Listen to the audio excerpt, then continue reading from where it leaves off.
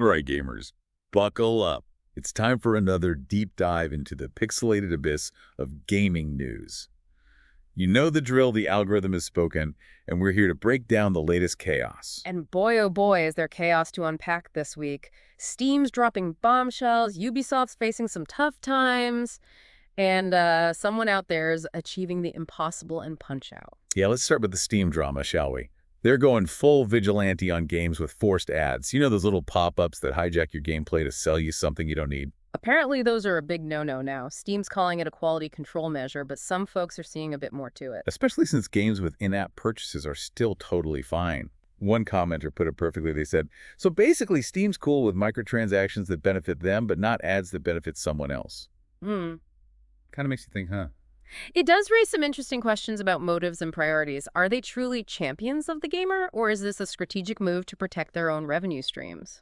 Only time will tell, but for now, I'm cautiously optimistic. Yeah, I mean, hey, at least we'll be spared from those jumping games on the PlayStation Store. You know the ones I'm talking about, the jumping taco, the jumping ice cube masterpieces of modern gaming. Oh, those are still alive and kicking, unfortunately. Seems like those thrive on a certain type of gamer, though, the infamous trophy hunter. Easy platinum, quick dopamine hit, that's the name of the game. I have to admit, the allure of a shiny platinum trophy is strong, but even I have my limits. And speaking of limits, Ubisoft seems to have misplaced theirs entirely. 34% drop in revenue this year? It's not a typo, folks. Yeah, it's not looking good for the old UB empire. One commenter compared their games to eating a bowl of cereal where every other bite is a microtransaction. Ouch, that's gotta hurt. But hey, at least Prince of Persia, The Lost Crown, seems to be a breath of fresh air. Critics are loving it, but will it be enough to save Ubisoft's sinking ship? That's the million-dollar question, isn't it? Can a company overcome a tarnished reputation? I guess we'll have to wait and see. On a brighter note, let's talk about some new IPs that are making waves. Returnal and its upcoming spiritual successor, Saros, are proof that creativity is alive and well. That Saros trailer, though, wow. One user said it was like pure uncut crack for the eyes, and another called it an audio orgy for the ears. I gotta agree those folks aren't exaggerating. Housemarque really hit a sweet spot with Returnal, that blend of challenging gameplay and dark, atmospheric storytelling. One commenter even compared it to a mix of Alien and Arrival, which is high praise indeed. Yeah, I'm definitely adding that to my playlist. Speaking of mind-blowing experiences, did you hear about the guy who broke the 2-minute barrier for Mike Tyson in Punch-Out? Wait, really? Yeah, 5 years of attempts, over 75,000 tries, and he finally clocked in at 1 minute, 59.61 seconds. That's insane. The dedication, the skill, it's mind-boggling. Right. It makes my weekend gaming sessions look like child's play. And apparently there's a theoretical limit to how fast you can beat Mike Tyson. Some hardcore fans have analyzed the code and they say the absolute fastest is 1 minute 58.61 seconds. But to achieve that, you'd have to do something called RNG manipulation, which sounds like some kind of dark magic to me. Basically, it involves hacking the game to manipulate the random number generator. You'd have to make sure every punch, every dodge happens exactly when you need it to. That's some serious next-level stuff. I'm not even sure I understand it. Yeah, it's pretty wild. It makes you wonder, are these players really just playing the game or are they transcending it altogether? I don't know, but it's definitely food for thought. And on that note, let's take a break and come back to explore some even weirder trends in the gaming world. Sounds good. I need a moment to process all this anyway. Don't we all? Welcome back, folks, to the wild, wild west of gaming news, where apparently digital pets now have their own cemeteries. You heard me right, virtual graveyards for your pixelated pals, complete with tombstones, memorial services, the whole 9 yards. It seems like the digital afterlife is a booming business these days. I guess when you pour your heart and soul into leveling up a Tamagotchi, you gotta give it a proper send-off. I guess so. But part of me is like, come on, it's not exactly a real pet, is it? I mean, I'm all for expressing emotions, but this feels a little extra. Yeah, there's definitely a mixed bag of reactions online. Some people are calling it heartwarming, a testament to the connections we form in the digital realm. Others are like, it's a bunch of pixels, get over it. Ouch. Harsh but fair, I guess. It does make you wonder, though, about the whole nature of grief in the digital age. Yeah. Are we blurring the lines between real and virtual? Or are we just finding new ways to cope with loss in a world that's increasingly online? It's a tough one. I think it speaks to our growing dependence on technology and our need for connection. But hey, at least it's more wholesome than some of the other stuff we've seen. Oh, yeah. Speaking of questionable content, Remember those jumping games we were talking about? Well, hold on to your hats because the simulator genre is reaching new heights of absurdity. Oh, Not the no. simulators. Yes, the simulators. Apparently now you can experience the thrill of being a goat, a rock, or even a slice of bread. A slice of bread. Really? You can't make this stuff up. I mean, who wakes up one day and thinks, I'm going to simulate the life of a potato? It's bizarre. But hey, I guess there's an audience for everything. Maybe it's the ultimate escapism. You know, no responsibilities, no drama, just pure, unadulterated potato-ness. Maybe you're onto something there. But speaking of escaping reality, let's check in on our old friend, Cyberpunk 2077. The game that launched 1,000 memes is still making headlines, even if it's not always for the right reasons. Ah, Cyberpunk 2077, the gift that keeps on glitching. It's become a cautionary tale about the dangers of hype and the importance of setting realistic expectations. But you got to give them credit, they're still trying to fix it. Yeah. And there's still a dedicated fan base out there exploring Night City despite its flaws. Yeah, it's a strange phenomenon, this love-hate relationship with Cyberpunk. It's like people want it to succeed so badly they're willing to overlook all its shortcomings. Maybe it's the world itself. Night City is such a visually stunning and immersive setting, even if it is a bit buggy. Maybe it's the potential, the promise of what the game could have been. It's a reminder that even in the face of disappointment, hope springs eternal. Well said. Speaking of hope, have you heard about this new trend of people using AI to generate love letters? AI love letters, now that's a new one. I know, right? It seems like the quest for romantic efficiency has reached new heights. Or maybe depths, depending on how you look at it. I can see the appeal, I guess. For some people, it might be easier to let an algorithm express their feelings.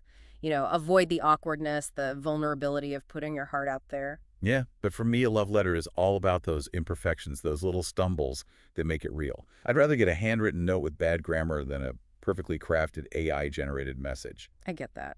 There's something special about the human touch. Something that algorithms can't quite replicate. Exactly.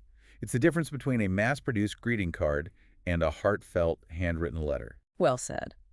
But speaking of heartfelt, let's shift gears to something a bit more confrontational. It seems like gamers are increasingly at odds with, well, pretty much everyone these days. Oh, yeah. It's publishers, developers, politicians, even other gamers. It's like a digital battle royale out there. I think it stems from a lot of things. The monetization debates, the rise of online toxicity, the frustration with buggy releases. It's a perfect storm of negativity. And social media doesn't help. It's become an echo chamber for outrage and negativity. It's ironic, though, because despite all this, gamers are more connected than ever before. We have online communities, streaming platforms, virtual worlds where we can share our passion for games. So what's the solution? Are we doomed to a future of endless digital conflict? I don't think so. I think the key is communication. Open, honest, respectful communication between all parties involved. We need to bridge the divide and remember why we love gaming in the first place. Wise words. But before we get too philosophical, let's lighten things up with a story that's just plain weird. The algorithm has uncovered a trend that's both baffling and hilarious. People are using AI to generate pickup lines. AI pickup lines. Oh boy, I can't wait to hear this. I'm telling you, the results are something else. We're talking cheesy puns, awkward metaphors, even nonsensical gibberish. Maybe that's the appeal, though. The absurdity, the unexpectedness. In a world of polished dating profiles and carefully curated online personas, maybe a little AI-generated awkwardness is refreshing. Or maybe it's just a sign that humanity is doomed. I'll let you be the judge. Speaking of judgment, there's a story brewing online about a game developer who's facing some serious backlash for their unconventional approach to storytelling. Oh boy. Here we go again. The age-old battle between artistic vision and audience expectation. In this case, the developer has created a game with a nonlinear narrative, multiple endings, and a cast of morally ambiguous characters. And some gamers are not having it. What are they saying? They're calling it pretentious, confusing, even downright frustrating. It's a classic case of clashing tastes, I guess. Some people just prefer a more traditional, straightforward approach to storytelling. But isn't there room for both? Games that challenge our perceptions and games that provide a more familiar, comfortable experience. Of course. There's beauty in diversity. And the gaming world is big enough to accommodate all kinds of storytelling. True. But I think developers need to be upfront about their intentions. If you're making a game with a complex and unconventional narrative, make that clear from the start. Agreed. Don't try to trick players into thinking it's something it's not. Transparency is key. Absolutely. Well said. Speaking of unconventional, let's talk about the rise of esports. It's gone from a niche hobby to a global phenomenon with millions of fans and prize pools that rival traditional sports. It's amazing to think that people are filling stadiums to watch others play video games. Right, and it's not just about watching anymore. Esports has become a participatory activity, with amateur leagues and tournaments popping up everywhere. It's a culture, a lifestyle, a digital coliseum where dreams are made and controllers are tested. And the technology is constantly evolving. The new consoles and PCs are practically supercomputers, disguised as gaming devices. It's mind-blowing. The graphical fidelity, the processing power, the immersive audio. It's like stepping into another world. But amidst all this technological wizardry, there's still something special about those classic gaming experiences. The platformers, the side-scrollers, the pixelated adventures that started it all. Absolutely. There's a timeless appeal to those games. They're simple, yet challenging, familiar, yet endlessly replayable. And the music. Oh, the music. It's pure nostalgia. A reminder of those carefree days spent glued to the screen, lost in a world of pure imagination. Speaking of imagination, let's talk about virtual reality. The technology that's been touted as the future of gaming for years. But it still feels like a distant dream. VR has definitely had its ups and downs. The high cost, the clunky hardware, the motion sickness, it's been a bumpy ride. But the potential is undeniable. Imagine stepping into your favorite games, exploring vast alien landscapes, battling mythical creatures. It sounds incredible. But for now, we'll have to content ourselves with the amazing games and experiences that are already at our fingertips. And who knows, maybe one day we'll all be reminiscing about the good old days when we used to play games on flat screens. Those were the days. But hey, let's embrace the future glitches and all. Because as we've seen today, the world of gaming is a constantly evolving, often absurd, but always fascinating landscape. Well said. And with that, we'll bid you farewell until next week when the algorithm will once again guide us through the digital labyrinth of gaming news. Until then, may your frame rates be high and your load times low. Yeah, it really is wild to think about people packing stadiums to watch video games. It's like the digital gladiators of our time. And they're making bank, too, with those prize pools. I mean, some of them are bigger than traditional sports events. It's crazy. And the best part is, anyone can get in on the action with all the amateur leagues and tournaments popping up. It's like a whole new world of competition and camaraderie. And it's only getting bigger with streaming platforms like Twitch and YouTube. You can literally watch anyone play anything, anytime. It's amazing. And the technology keeps pushing the boundaries, too. These new consoles and PCs are absolute beasts. I know, right? The graphics, the processing power, the immersive audio, it's like stepping into another dimension. You know what's funny?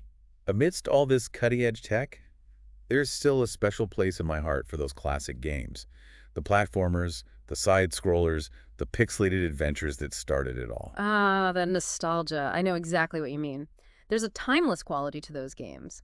They're simple, yet challenging, familiar, yet endlessly replayable. And the music, oh man, the music. It's like a time machine back to childhood. Pure magic. Speaking of magic, have you been keeping up with the latest developments in virtual reality? VR. Yeah, I've been following it. It's been a slow burn, but it feels like things are finally starting to heat up. I think so too. The technology is getting better, the prices are coming down, and the potential is just mind-blowing. Imagine stepping into your favorite games, exploring vast alien landscapes, battling mythical creatures. It would be incredible. Yeah. But for now, we'll just have to settle for the amazing games we already have. And who knows, maybe one day we'll all be looking back on these days and laughing about how we used to play games on flat screens. Right.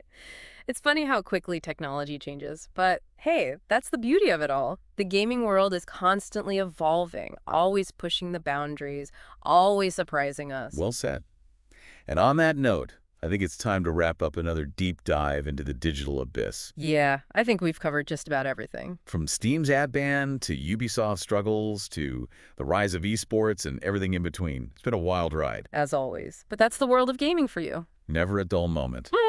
So until next week, fellow gamers, may your frame rates be high and your load times low. And may the algorithm be ever in your favor.